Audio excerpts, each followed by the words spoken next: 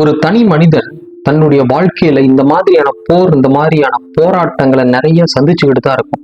இப்ப நடந்த பெஹல்கம் தாக்குதல், மறைஞ்சு இருந்து சாதாரண மனிதர்களா ஒரு 26 பேரை கொடூரமா கொலை செய்யப்பட்ட ஒரு தாக்குதல், மிகவும் வேதனைக்குரிய ஒரு விஷயம். இந்த பெஹல்கம் தாக்குதல இருந்து ஒரு மிக பெரிய ஆன்மீகம் பதுங்கி இருக்கு. அதை பத்தி நம்ம பார்ப்போம். இந்த பெஹல்கம் அப்படிங்கிறது ஒரு அழகான சுற்றுலா தலம், அழகான ஒரு இடம்.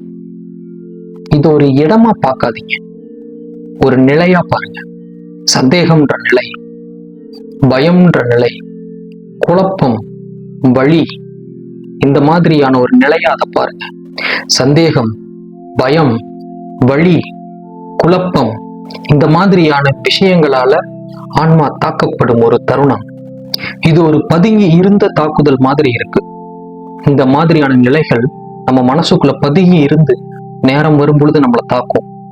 எங்கெல்லாம் உங்க அமைதி சிதைஞ்சு போகுதோ, எங்கெல்லாம் உங்க நம்பிக்கை பலவீனமாகுதோ, எங்கெல்லாம் உங்களை பயம் ஆட்கொண்டிருக்கோ, உங்க வாழ்க்கையின் நிலை கேள்விக்குறியாகுது.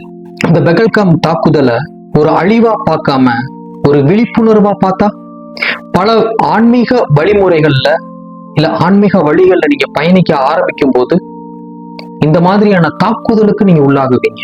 எதிர்பாராத தாக்குதல். அந்த ஆன்மீக அறிவும் அந்த ஆன்மீக ஞானமும் நமக்கு கிடைக்கிறதுக்கு முன்னாடி ஒரு வகையான குழப்பம், ஒரு வகையான பதட்டம், ஒரு வகையான பயம் நமக்குள்ள வரும்.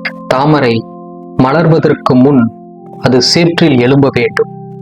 இப்பெல்லாம் உங்களுக்கு வழி வருதோ, மனதுக்குள்ள ஒரு தீராத வழி ஏற்படுதோ, அந்த வழி நெருப்பு மாதிரி சுட்டெரிக்குதோ, தெரிஞ்சுக்கோங்க, அந்த நெருப்பு உங்களை தூய்மைப்படுத்துகிறது.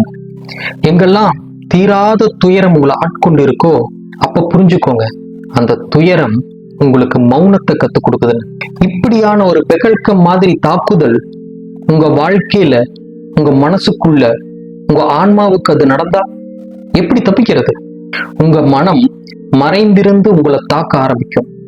வலி, வேதனை, குழப்பம், பயம், இந்த மாதிரியான விஷயங்கள் எல்லாம் நீங்க எதிர்பாராத நேரத்தில் அது கொடுத்து உங்களை தாக்கும். உங்களை செயல் செய்ய விடாம தடுக்கும். உங்களை ஆன்மீக பயணத்துக்குள்ள போக விடாம தடுக்கும்.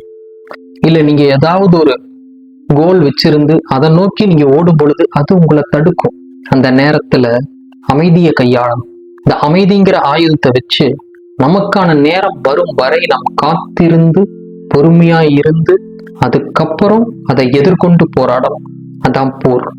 இந்த மனம் நம்மளை தாக்குறது தான் பெஹல்கம் தாக்குதல் மாதிரி. நம்ம அமைதியா இருந்து அதை எதிர்கொண்டு போர் நடத்துறது நாம் நம் வெற்றிக்கான பயணத்தை நோக்கி போகிறோம் என்ற அர்த்தம். எப்படி பொறுமையா இருக்கிறது? தியானம், ஆன்மீக பயிற்சியை வச்சிருந்தீங்கன்னா, தியான பயிற்சியை வச்சிருந்தீங்கன்னா, அந்த தியானம், மூச்சு பயிற்சி, இதெல்லாம் உங்களை பொறுமையா எடுத்து கொண்டுகிட்டு போறதுக்கான மிகப்பெரிய ஒரு ஆயுதம். அடுத்து நம்பிக்கை. நம்பிக்கைங்கிறது ஒரு மனிதனுடைய வாழ்க்கையில மிகப்பெரிய ஆயுதம், மிகப்பெரிய ஒரு வரப்பிரசாதம். ஒரு விஷயத்துல நீங்க நம்பிக்கையா நின்னீங்கன்னா கண்டிப்பா அந்த நம்பிக்கை உங்களை அதுல இருந்து காப்பாத்தி கொண்டு வரும். மனசுக்குள்ள நம்பிக்கையை ரொம்ப ஆழமா வைங்க. இருண்ட சுரங்கப்பாதையில் கூட ஒரு ஒளி உங்களுக்காக காத்திருக்கும். அதே மாதிரி சரணாகதி. யாருக்கிட்ட சரணாகிறது? மனசுகிட்டயா? தெய்வத்துக்கிட்ட சரணாகதி அடைஞ்சிட்டு நீங்க ஒரு போர் நடக்கும்போது சரண்டர் ஆயிட்டீங்கன்னா அதோட அந்த போர் முடிவுக்கு வந்துடும். இந்த மாதிரியான தாக்குதல் உங்க மனசுக்குள்ள ஏற்படும் பொழுது உங்களை கொண்டுட்டு போய் தெய்வத்துக்கிட்ட சரணாகதி பண்ணிடுங்க. தெய்வத்துக்கிட்ட சரண்டர் அடைஞ்சிருங்க. மற்ற விஷயங்கள் அந்த தெய்வம் பார்த்துக்கும். அது உங்களை சரியா வழி நடத்தி அந்த தெய்வம் உங்கள் வாழ்க்கையில் சரியான பாதையை அமைத்து இந்த தாக்குதல்கள்ல இருந்து உங்களை விலக்கி அந்த மனதை கட்டுப்படுத்தி உங்களை சரியான வழியில நடத்தி கொண்டுட்டு போகும். அப்படி உங்களை கொண்டுட்டு போய் அவங்க கிட்ட சரணாகதியாக வைக்கிற அந்த வழிமுறைகள், அந்த மனநிலைய ஒரு ஆன்மீகத்தினால மட்டும்தான் கொடுக்க முடியும். ஒரு புதுசா பிறந்த குழந்தை மாதிரி மாறிடுவீங்க உங்களை நீங்க தெய்வத்துக்கிட்ட சரணடைஞ்சுக்கிட்டீங்கன்னா.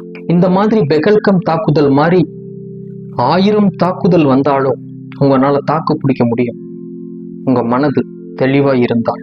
இந்த மாதிரியான தாக்குதல் உங்களை தேடி வரும்போது ஓடாதீங்க, ஓடி ஒளியாதீங்க, அமைதியாகுங்க, நிதானமாகுங்க. நம்ம வெளியில வந்துருவோம், நம்ம தப்பிச்சுடுவோம் அப்படின்னு நம்பிக்கை வைங்க. தெய்வத்துக்கிட்ட உங்களை ஒப்படைங்க. நீங்கள் அழிக்கப்படுவதில்லை, நீங்கள் மாற்றப்படுகிறீர்கள், மாற்றம் அடைகிறீர்கள். உங்கள் வாழ்க்கையில் அடுத்த கட்டத்திற்கான மாற்றத்திற்கு நீங்கள் தயாராகுகிறீர்கள். இந்த மாதிரியான தாக்குதல்களை நீங்க தாங்கும்போது இதுதான் உங்கள் வழி. இது உங்கள் வழி அல்ல, இது உங்களுக்கான விழிப்புணர்வு. இந்த மாதிரியான தாக்குதல்களை நீங்க என்னைக்காவது சந்திச்சிருக்கிறீங்களா? உங்க சுய வாழ்க்கையில மறைந்திருந்து வரும் துரோகம், பயம், வெறுப்பு, வலி, கவலை, இந்த மாதிரி மறைஞ்சிருந்து திடீர் தாக்குதல் ஏதாவது உங்களுக்கு நடந்திருக்கா? இந்த மாதிரியான சம்பவங்கள் ஏதாவது இருந்தா எனக்கு மறக்காம கமெண்ட் பண்ணுங்க. இந்த வீடியோ உங்களுக்கு ஒரு மன அமைதியை கொடுத்ததுன்னா கண்டிப்பா சப்ஸ்கிரைப் பண்ணுங்க. நன்றி, வணக்கம்.